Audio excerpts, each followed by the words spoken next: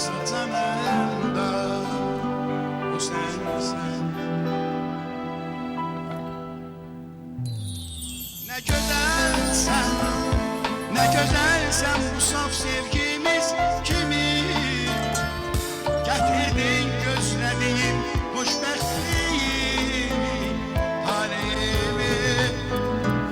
Sen benimsen, sen benimsen bunu uysun alem bilsin.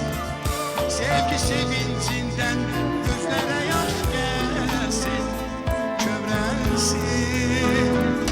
Seni menden Tanrıma şükürler, yaşanan sensin her anıma şükürler. Göz görüp gönül sevipse sevgim için, seni gören gözlerime teşekkürler. Seni meleğinden Tanrıma şükürler, yaşanan sensin her anıma şükürler. Göz görüp gönül sevipse sevgim için, seni gören gözlerime teşekkürler.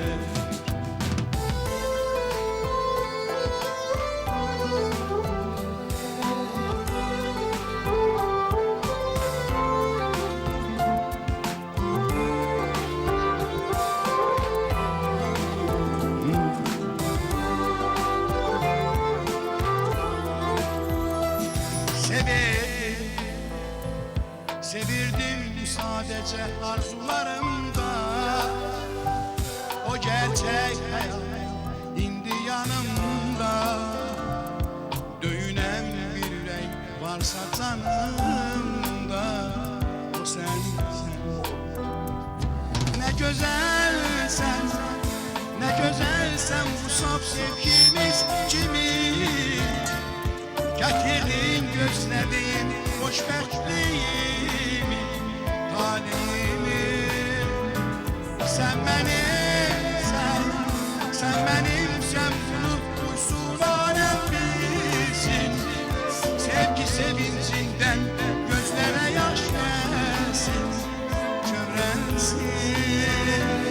Seni veren Tanrıma şükürler, yaşanan sensin her anıma şükürler. Göz görüp gönül sevipse sevgin için, seni gören gözlerime teşekkürler. Seni veren Tanrıma şükürler, yaşanan sensin her anıma şükürler. Göz görüp gönül sevipse sevgin için, seni gören gözlerime teşekkürler. Allah hürmetlesin beyimizi, kendimizi.